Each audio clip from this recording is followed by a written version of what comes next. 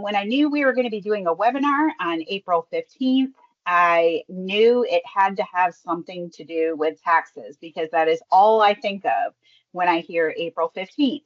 So today we are going to talk about coaching, and we're going to talk most specifically about when your nerves are taxed as a coach. So again, the link is in the chat, so you can capture it there. And so I'm going to push on from here. So whenever you see this little icon that you see in the bottom corner of the slide, please feel free to contribute to the chat. There will be another icon later on that you'll see, which is the time when it would be great for you to unmute and share. So we're going to start with the chat, and I'm hoping that Lauren will help me monitor that. But the first thing I want to know is what emotions does that idea of tax day trigger for you? So we've got frustration as to how the government spends my tax dollars. We've got anxiety and despair. Anxiety. I put a mad face emoji. Stress, anxiety. All right. So, you know, we went from Jill's very descriptive sharing of what was going to be in her plastic egg to tax day. And so those are probably two very different emotions in a short amount of time. So of those emotions that you just shared, which of these emotions might you also experience while coaching?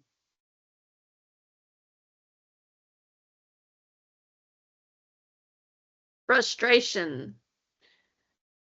I'm going to say all of the above. Frustration, got a thumbs up and was typed twice. Despair, empathy. Look at Jill being blue today. All right. Well, thank you for those contributions. So I believe what I've basically just said is like tax day and coaching are pretty synonymous. No, that is not the message that I want to share with you today.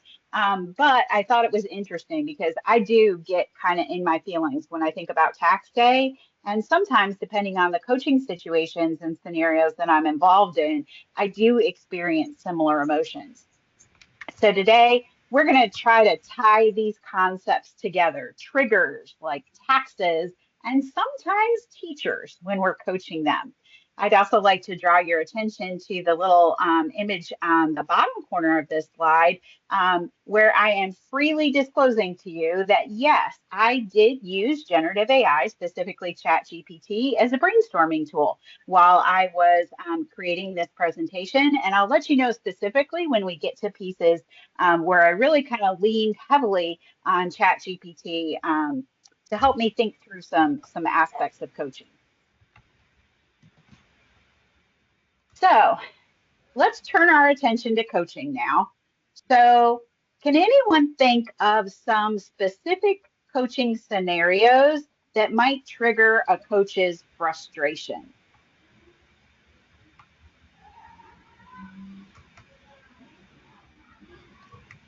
So we've got coaching on the same topic over and over again. When teachers are resistant to change, lack of follow through after a long coaching session where we thought we were moving forward. Lack of follow through again. I'm going to agree with scenarios. Lack of buy-in, 100% resistant to change. Yeah. And you know, it's interesting as Lauren read those off, I could think of concrete moments in my coaching, like faces were coming to mind of, yep, I was frustrated then. Yep, I was frustrated then. So I really think you captured some great examples of those. So kind of keep those examples in the back of your mind as we go through today's session, and we really dig into kind of what we can do when something triggers us when we're coaching. So let's look at some additional scenarios that might be frustrating for a coach. And this is one of the places where I really collaborated with ChatGPT to come up with some scenarios. scenarios take me a really, really, really hard time to develop. And so that's one of the pieces that I really like doing using generative AI.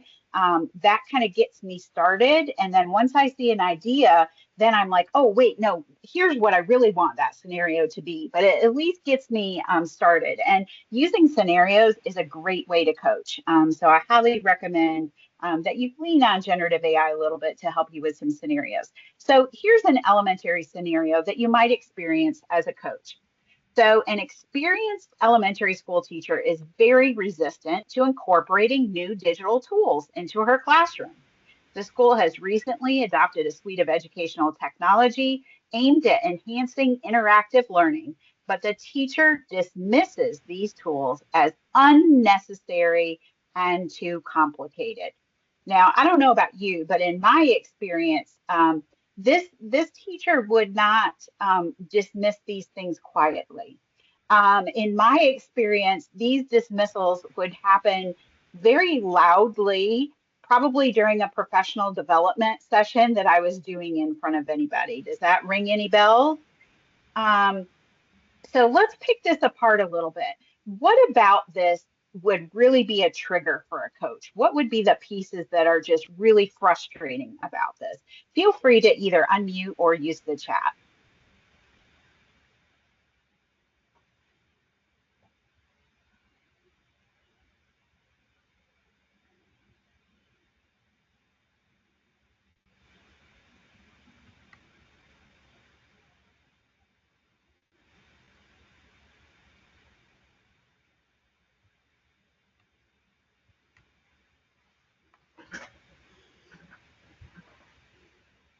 Okay, well, it's okay. ChatGPT is here.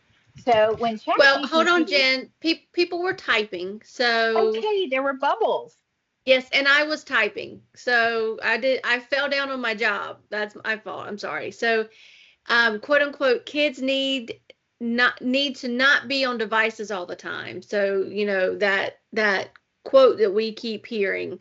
Um, Brian mentioned feeling personally attacked, because you've been, tasked with doing this. I kind of came from the perspective of the school has recently adopted this, but now the school has told me to train on it. So I'm the middleman. So I'm getting all of the frustration and, like Brian said, getting attacked when this wasn't really my decision, but I have to train on it. Absolutely. Sometimes as a coach, we are put in the position where we're the messenger. And we need to be very positive in our delivery of whatever the message is. But it can feel painful when you're in that situation. So great thoughts. ChatGPT, this was how it analyzed the situation for potential frustration for a coach.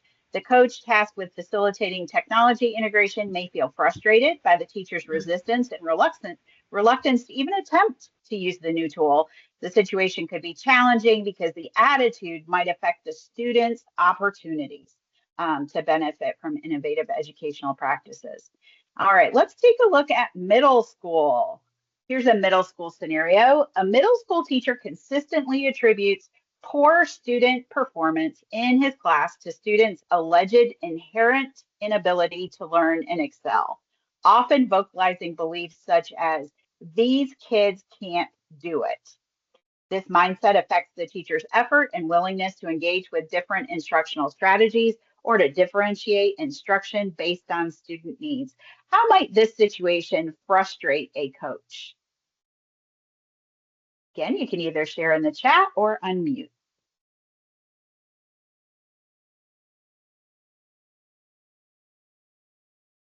Throwing the deficient thinking attitude towards kids is their fault, not mine. Nothing, nothing I do, and this is from Brian. Brian, I'm adding on to your thought. Nothing I do can make a difference. Doesn't allow room for growth or change. The mindset alone is just frustrating. Blaming the kids instead of looking for ways to help them grow. This brings to mind, again, one of my favorite educator, which I guess he's not really an educator, he's a researcher, but John Hattie and his 10 mind frames. Like this, that's the connection I'm making right now. Jerry says putting the blame on the students and the teacher is not reflecting on what they are doing in the practice or what they could do to increase student engagement. And Karen says the mindset undermines the entire educational efforts and vision for all students. Absolutely. I know this one's near and dear to my heart. If you want to trigger me as a coach, um, tell me a kid can't do something, and I'm immediately on the defensive. And yet, we know that due to a variety of reasons, this is sometimes how teachers feel. And who are they going to express that to? They're going to express that to their coach. And so, this is something that we tend to hear. Um, Potential for frustration. That coach is tasked with supporting and improving practice. Um, and, it's hard to hear that defeatist attitude and the resistance. And so it makes it challenging for us to effectively support that teacher. All right. And then let's look at a high school scenario. A high school teacher staunchly believes that any student use of generative AI for assignments is cheating. This perspective has led to significant tensions in the classroom, especially as the school district encourages the integration of AI tools to foster critical thinking and creativity among students. How might this frustrate a coach?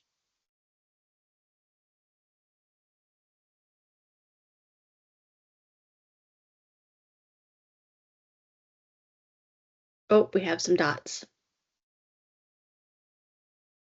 This has been a lot of my experience, Jen. We've been doing a lot of training statewide on AI, and it seems to be a broken record, among teachers that, well, I'm not going to do that because they're only using it to cheat, and it's frustrating. To me, the lack of even willingness to try and to think creatively, um, and just throwing something out because of something you've heard, because most of them haven't even tried it yet, um, or B, unwilling to learn. So Brian says the teacher may not see AI as a tool, and then questions, have the students been trained on it? Jerry says the teacher is not seeing the ability of Gen AI as a thought partner for the students in brainstorming. Karen says, I Very feel that good. this topic needs more professional development to change the type of mindset. I'm probably going to pronounce this wrong, and I so apologize, Yanawi.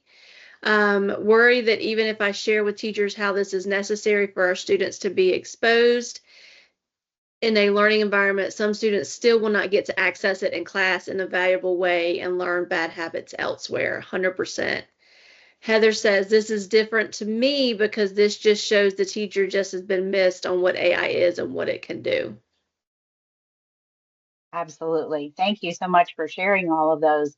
I think for me, if you want to like intensify the trigger for me in this situation, it's when I realized that that teacher is using generative AI to make his or her job a little bit easier. And then I'm like, oh, just hold on here. So I know that can really uh, just raise my level of frustration. But I think you hit all of the ways in which this could be frustrating. And so those are summarized there by generative AI.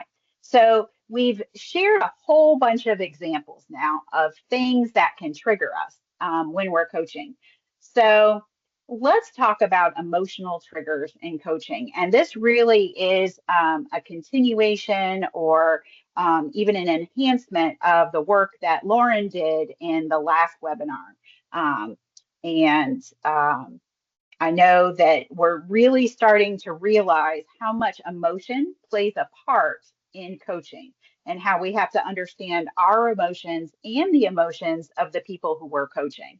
And so I just think this is a really important topic for us to take on. So, as you know, Lauren and I have a text that we love. Mine looks different than Lauren's, but this is our Arise text by Elena Aguilar. And so a lot of the work that we've done over the last year has been in reference to this particular text. And there are so many parts in here that refer to emotion.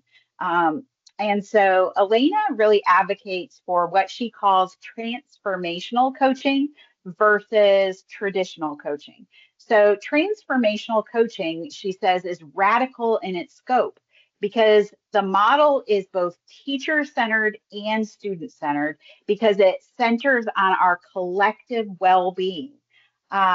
So the idea is that students are not going to be able to thrive unless their teachers who are with them all day are thriving. And then to take it a step further, teachers can't thrive unless their coaches and administrators who are tasked with supporting them are also thriving. And so her coaching, this transformational coaching idea, the reason why it is transformative and why it works is because it is holistic and it is inclusive of all of the humans that are a part of the system that is working to educate students. And so it is known to be a human-centered model. And that comes from page 2 of that text. She goes on to say later that both traditional instructional coaching and transformational coaching provide development around what the coach does and the tools that the coach uses. But transformational coaching provides much more. So it goes further, building from an understanding that the coaches, like the teachers they coach, are multidimensional human beings. So as coaches, we have thoughts or beliefs and feelings. And in fact, we have lots of thoughts and lots of feelings. And to be able to support our clients in their own transformation, we have to tend to our own. We have to tend to our own beliefs. We have to tend to our own feelings. We have to make sure that we are also continuing to transform. And that's a lot of new work for me. I've coached for a very long time, but transformational coaching and the different mindset that it brings is new to me. So I still have a lot of work to do in this area. And that's from page 51. So Elena does offer quite a few tools to kind of help you get started so that you make sure that you are staying healthy emotionally and so that you are able to use your emotions wisely as you're coaching. And so one of the first pieces that she recommends you do as a coach is to develop your vision and your mission as a coach of educators. And so there's a template that she has available for free on her website. So I've linked it here for you. And the idea is that when you know exactly who you are and what you stand for as a coach, and when you know how you define success, then you're going to better be able to respond to even those most challenging situations that arise while you're coaching. And so you'll see this walks you through identifying what your values are, what your definition of coaching is, kind of your why, when you feel effective as a coach, when you know you've done a good job as a coach, and what you want the results of your coaching to be. So my question is, first of all, have any of you done something like this similar? Or I hadn't really done it to this extent, but I tend to have something that I really believe in that I'm trying to focus on a sticky note right in front of where I work. And that's kind of my reminder of this is what I'm working towards. This is what I believe. This is who I am to help me stay accountable. So how about you? What is your reaction to this tool? And have you done something similar? Feel free to unmute.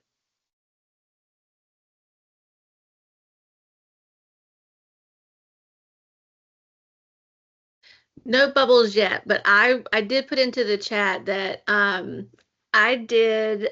So my one word. I don't know if anybody else does one words for the year, but my one word, very interestingly, this year is identity. And so I've been doing a lot of identity work.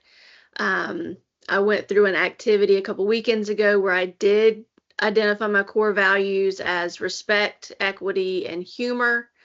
Um, and I want my anchor text for my personal work throughout this year is the book Atomic Habits. And a lot of what he says in Atomic Habits aligns with Elena's work on, in the art of coaching or the Arise book, as well as her Onward book. So it's very interesting that I'm seeing through these three different texts the same kind of theme, which to me speaks to the importance of, as an educator, and as a coach, how transformative your own work can be. So Heather says she keeps lots of quotes by her desk that guides her work. And Karen has done the Stephen Covey training and the Good to Great training, which includes some of that same type of self-examination. That's, that's awesome. So I hope this is something that you kind of take on and that you realize you're going to have to revisit it a lot as you build your own skills. And as you're confronted with more situations as a coach, your vision and your mission are going to continue to evolve. And so that's just an important piece. And so when we're thinking about things that are triggering us, if I'm triggered by something, if someone says, for example, my kids just can't, these kids can't, that's a trigger for me. But if I can stay connected to what my beliefs are and what my job is as a coach and what success looks like for me as a coach, then I'm able to stay much more focused in my efforts to really help this teacher grow in his or her mindset or come kind of rise above the challenges that he or she is experiencing at that time. So another tool that Elena provides to us is the transformational coaching rubric. Um, and this is just going to help you identify areas where you may need to grow or areas that you may be really strong in as a coach. Um, so I don't want you to physically do the entire rubric right now because I printed it out and it's like 13 pages long or some such thing. Um, but I do want to give you 2 minutes. If you click on this, it will open up the rubric and just take 2 minutes to just kind of read through it. And then I'm going to ask for your reactions. So I'm going to start the timer and take 2 minutes to review the transformational coaching rubric.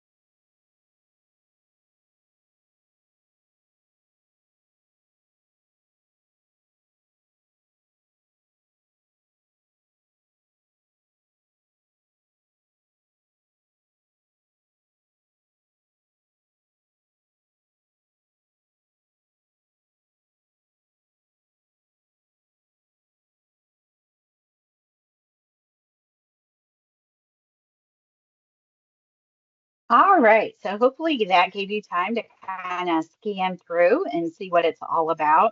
What is your reaction to this rubric? How might you use it to kind of inform your practice? Do you feel like this would be a helpful tool?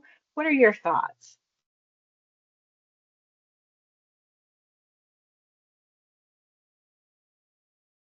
The bubbles are working. If you're typing, you are free to unmute and give your fingers a break.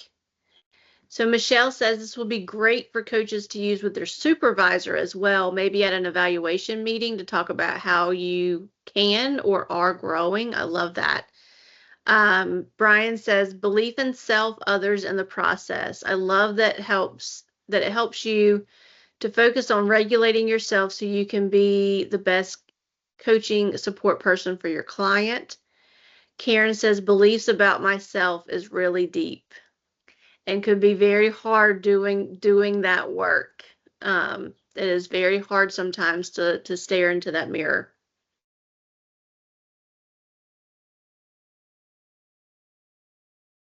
Thank you for sharing those reactions. So I sat down and I completed the rubric. And it was interesting because it was obvious to me where I have spent time doing work and where I have not spent time doing work. Um, and so for me, when I got to the end of the survey, it talks about in section D is all about coaching the three B's. So coaching ways of being, coaching beliefs, and coaching behaviors. And those are not the ways that I originally learned to coach. Those are still very new approaches to coaching for me. And so I have very much not internalized those pieces yet. And so by the time I got to those pieces, I was almost straight ones.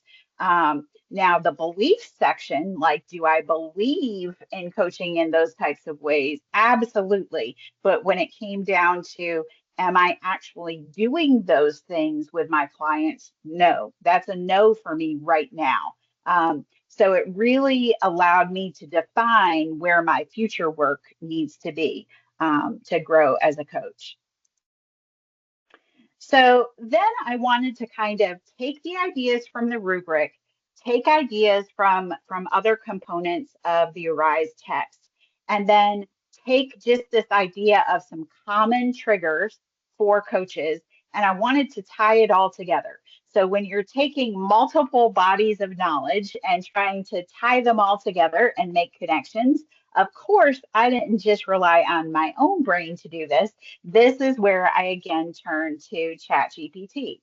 And so what I generated is this table, and you can make your own copy of it if you want to play around with it.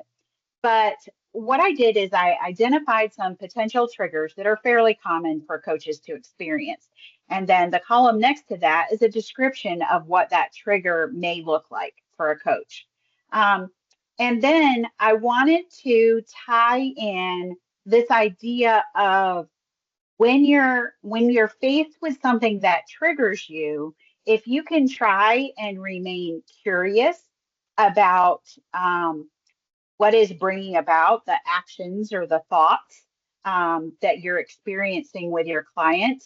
And if you're able to maintain empathy, you're going to be able to respond in a much more productive way. And so we added in some questions that would help us kind of stay in that curiosity and empathy lane when we're facing a trigger. And then in the next column, these are some emotional intelligence reminders. Because what I have very much realized as I've been reading Arise is that I've done a little bit of work with emotional intelligence. I have some basic understandings, but I don't have a depth of knowledge in this area. And so digging into some emotional intelligence reminders that can help us, again, remain in that curiosity and empathy lane a little bit longer. But then I also wanted to see, okay, if I'm dealing with this trigger, where does this align in terms of transformational coaching? And so it kind of tied the triggers with concepts that Elena talks about in her work around transformational coaching. So when I did this, and you can kind of look down that alignment line, you'll see there's a whole bunch about emotional self-awareness, building trust, emotional self-management, relationship management. You see those ideas happen again and again. And so those are the areas that I want to dig into a little bit more in just a moment.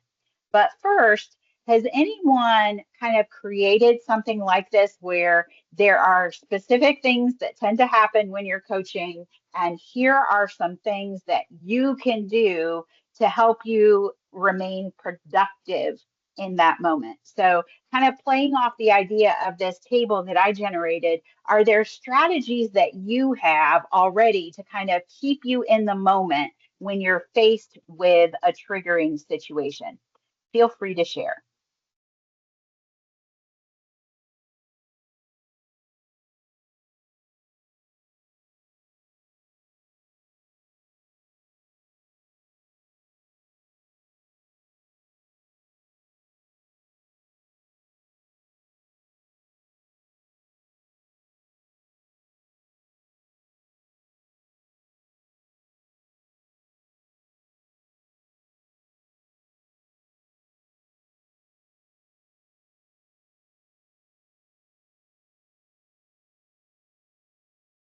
I know in the past, I've done a lot of work around the text crucial conversations. And for me, there was a series of questions that really helped me in terms of what do I want for me? What do I want for the other person? And then the one that was always the kicker for me was what do I want for the relationship after I've had this really difficult conversation with somebody? And so going into those conversations, I would actually write those three questions on whatever page I was going to be taking notes on so that whenever things would start to get uncomfortable, I could literally put my finger on those questions and kind of draw myself back. So, do any of you have some strategies that you use to kind of keep things productive while you're coaching in a potentially triggering situation? So Natasha says that she tries to remember that if a teacher is frustrated, usually it's not directed at her, but at a situation. I also think it's okay to just let a teacher vent to me, and not everyone's problem is mine to solve. Amen. Brian says prepping for the coaching with a clear goal of what we want to accomplish.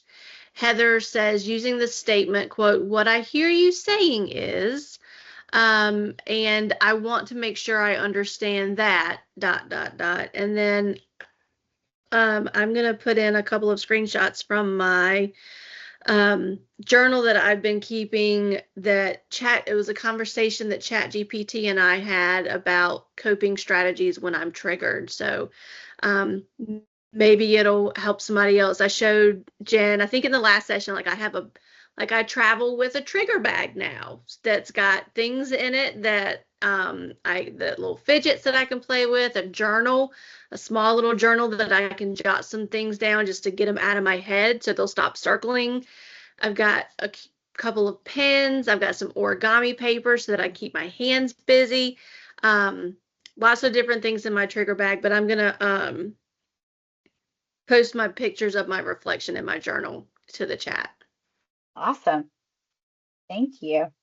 So again, this is just a sheet. You can make it your own. There's areas where you can take notes and add strategies of your own or add information on any of these as you are working through your coaching scenarios.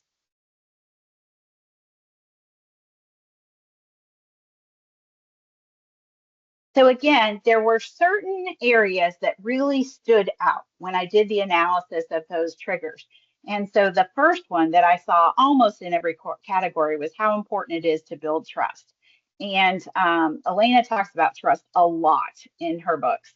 But in particular, on page 91 in Arise, she says you must cultivate trust in order to coach anyone on their behaviors, beliefs, or ways of being. This is a non-negotiable skill. And then she lists some ways that you can build trust. And what I thought was interesting is I've always thought of building trust in terms of what I do with somebody else. But several of the components that she lists uh, really just refer to things you have to do yourself.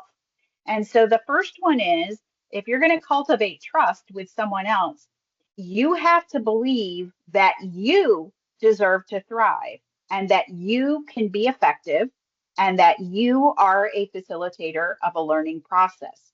So you have to really go into that situation feeling very confident and positive in yourself.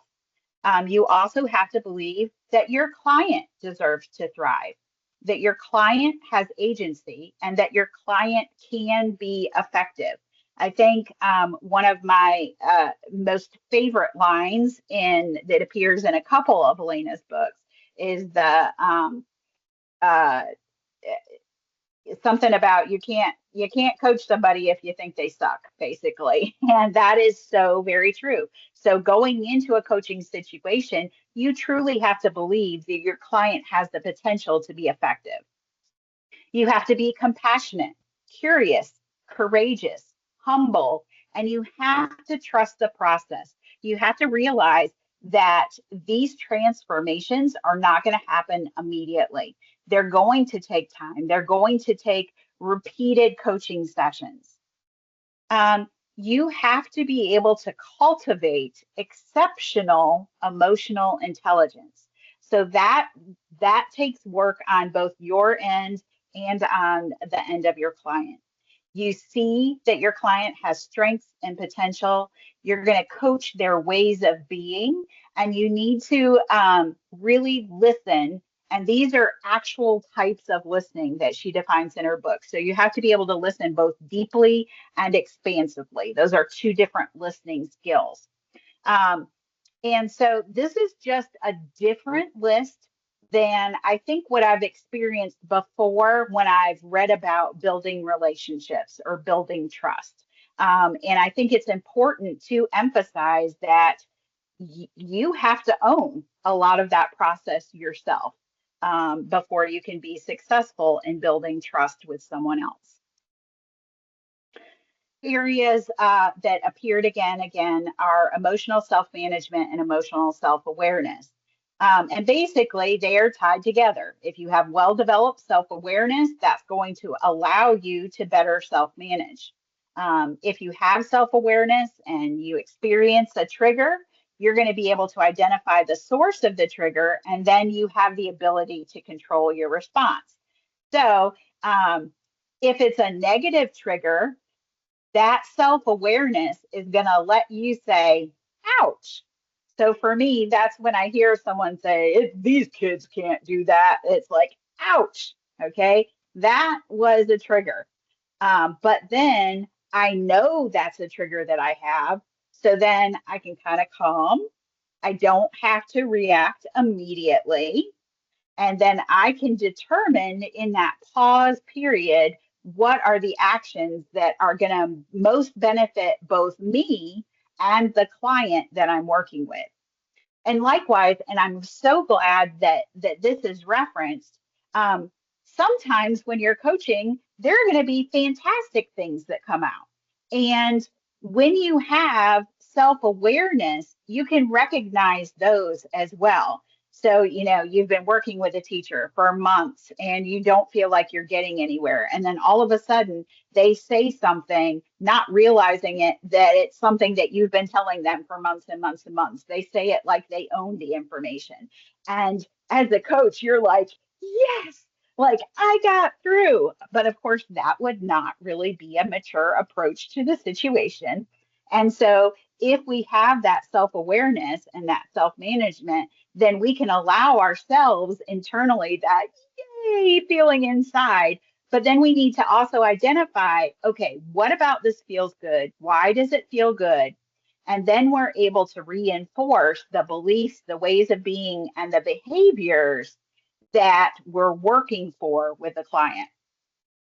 So emotional self-management and emotional self-awareness are two of the four components that make up emotional intelligence. And the great news is that emotional intelligence is not something you're born with, it's something you can learn. So emotional intelligence is skill and knowledge, and it can be acquired. We're going to come back to that in just a moment. And then that fourth piece that kept coming up again and again as we analyze those triggers and those responses is relationship management. And so relationship management is very much what it sounds like it is. It involves cultivating trust, developing healthy relationships, and dealing with conflict.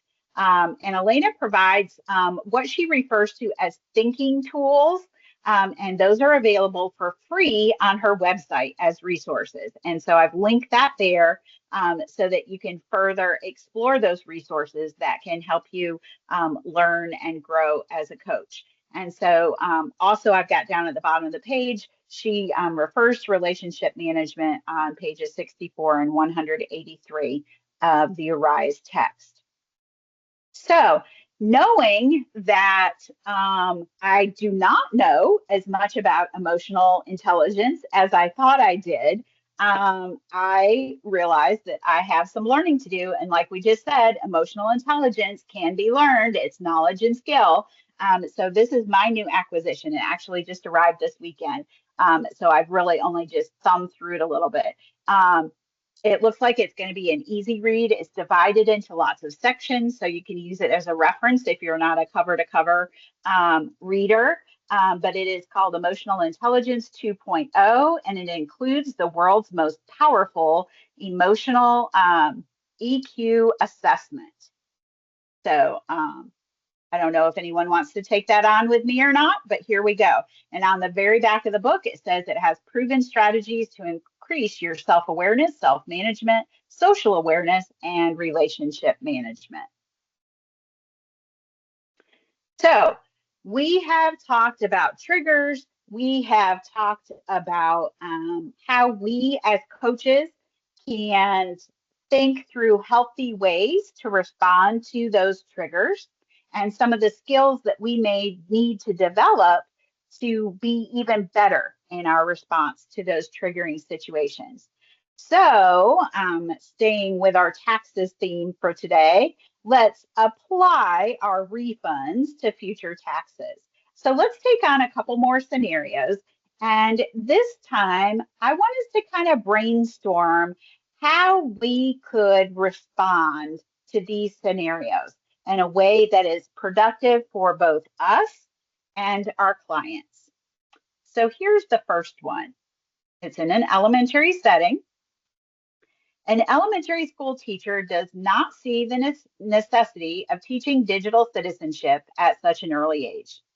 She believes that her students are too young to understand the complexities of online interactions and that the focus should remain on basic academic skills and face-to-face social behaviors. This viewpoint is at odds with the school's initiative to integrate digital citizenship lessons to prepare students for increasingly digital environments. So, how can you approach this situation in a way that is healthy for both you and your client? You can either place it in the chat or we would love to hear from you today.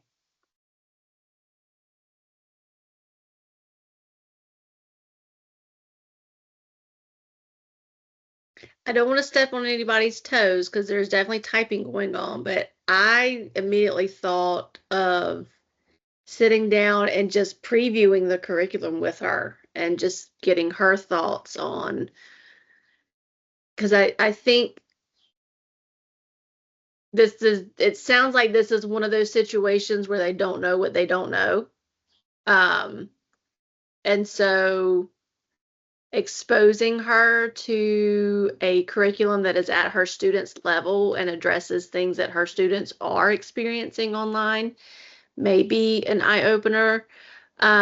Brian asks, perhaps ask about her beliefs in a respectful way and try to understand what led her to her belief. then work through helping her realize that this is part of living in the digital age and the need to prepare students for a thriving life. There's that word thrive. Yeah. Karen says you can provide some research and some examples of great tools for her age group. We got a thumbs up on that. Michelle says encourage small changes using technology. Heather says acknowledge the teacher's concerns and build from there while pausing for yourself as needed. And Natasha said I'd also find ways to help tie it into the curriculum, so what she's already doing. Jerry, I would offer to plan with this teacher and offer to co-teach with them. That way she can see how digital citizenship can be integrated into other core instruction. Yanawi says make connections with the importance she sees in face-to-face social behaviors and how interaction online is creating a new set of social skills to be aware of. I love that. Great point. Really good. And what I loved about that is I think everybody's response that Lauren just read was another strategy that you could use. And so in just a few minutes, all of those tools just got added to your toolbox. So I love that. All right, are we ready to take on middle school? Dum, dum, dum. A middle school teacher is struggling to implement project-based learning effectively in her science classes. She feels that her students are disengaged and unable to handle the self-directed aspects of PBL. The teacher is frustrated and considering abandoning the approach, believing it doesn't suit her students' needs. And again, the question, how can you approach this situation in a way that is healthy for both you and your client? Very quick bubbles this time.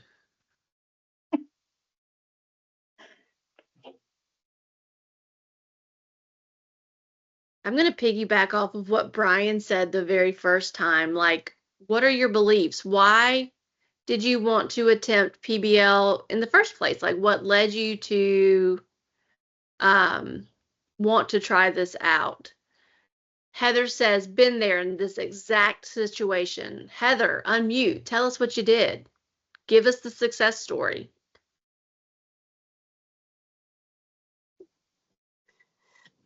Well, I want everybody else to have a chance first. Okay. Brian says, help the teacher identify barriers to implementing PBL and find areas where you can assist or help alleviate some of those barriers. Natasha says, listen to the frustrations and acknowledge them and then offer to co-teach during implementation. Karen says she may be a good candidate to shadow a teacher who is using it successfully. I love that. Jerry says, I would coach the teacher to start small so that the students and they as the teacher feel successful with implementing it. So small wins. Yanawi says, relate with my own struggles of PBL and work through situations together like we are doing with the scenarios in this way. All right, Heather, what you got? All right, so I'll unmute. When I was in Wilson County, going to make a long story short. Y'all know I struggle with that, so brace yourselves. We were working from a district level with a particular middle school, implementing a PBL district-wide, school-wide, and working with one particular grade level versus the others that was struggling. And they were very excited about it. And then, you know how some grade levels just have like that particular group of students that just can't really handle it because of behaviors. And so we did exactly what one of the folks mentioned, is that during their planning, they went and observed another group, another grade level, to see kind of how they were balancing the classroom management piece of it and how it was going for that particular grade level. And then we went back to the why, and why we were implementing it in the first place. And then they went observed, and we had great conversations about what they observed and what they could try different. And so between the two of those components, it really did work out great. And that group ended up thriving more than any of the other grade levels. And their ultimate, they were, the long and short of it was they were designing for a local entertainment facility, and their product was what the facility ended up choosing to be the winner, if you will.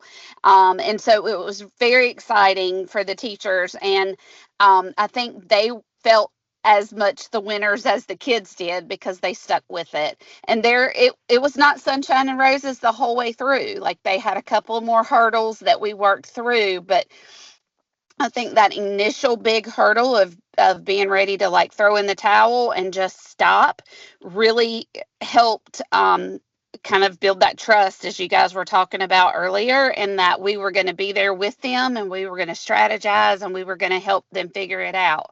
So you guys are on it with all the ideas. So this is great.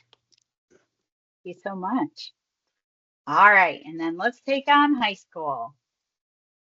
So in a high school setting, both students and teachers are experiencing a trend where digital devices are predominantly used for consumption rather than creative or educational purposes. Students often passively consume content such as videos and slide presentations. This habit has led to a general apathy towards the use of digital tools for learning. Teachers, including one in particular, expressed frustration and disillusionment, feeling that digital tools are contributing to a lack of depth in their learning rather than enhancing it. Students agree that they do not enjoy using their devices in the classroom. How can you approach this situation in a way that is healthy for both you and your client? Brian started typing immediately. I can't wait to see his response. And just know you can unmute and share too if your fingers are getting tired. Jen, I'm just going to say this one really does hit close to home because of some of my personal beliefs. I think too often a lot of teachers are uncertain of how to use the devices in a way that leads to a creative output. And so I've oftentimes thought about trying to tie it in with this ideal of engagement. And if the teacher is bored and the students are bored, no one is really engaged. They're just going through the motions. And perhaps finding an article to talk about engagement and then coming in and model or co-teach in a way that is maybe more, palatable to that teacher. Awesome, thank you. Karen said this teacher may need to refocus with more parameters on the use of the devices. I agree. I also think this may be another, because tech changes so quickly and there's so many tools out there, Flipgrid's come and gone, Jamboard's come and gone. So this may be another example of he or she doesn't know what they don't know. So just showing some possibilities and modeling, maybe rather than co-teaching, go in and model. I think classroom visits for the teacher would be a great idea. And Heather says, and in the meantime, take the devices out of the classroom. Yeah. Jerry said, I would remind the teacher that the devices should enhance the instruction, not be the instruction. I would offer to model blended learning where hands-on activities, technology, and collaborative learning opportunities for students. Karen said the teacher may need some additional resources about different approaches. And Brian added, remind them that the quality of the instruction and engagement should be at the heart of the classroom, not the devices. Fantastic. I have to unmute and say I know that is probably not a popular opinion to say, like, take them out in the meantime. But, like, that last sentence, that the students agree that they do not enjoy using them, like, if we're to that point, until we really get some true coaching and co-teaching and all those things truly massaged in there, like, get them out until we're able to get in there and really get them used in the right way. Because if the kids are done, I don't know. I might be wrong there, but Well, that I would scares imagine me. too that there's starting to be behavior issues, and if there's not, then it definitely is a compliance versus an engagement issue. So I think that's a great point, Heather. Nicely done. I think I just need to carry you all around with me when I'm coaching, so that you can just have these strategies ready for me like you have tonight. I appreciate it. So this is your opportunity to ask the experts, and the experts meaning the room, because you are clearly all experts in coaching. So are there any questions you have? Are there any situations you're currently experiencing, where as a coach you may be triggered and you may need some recommendations or strategies, to approach the situation you're in?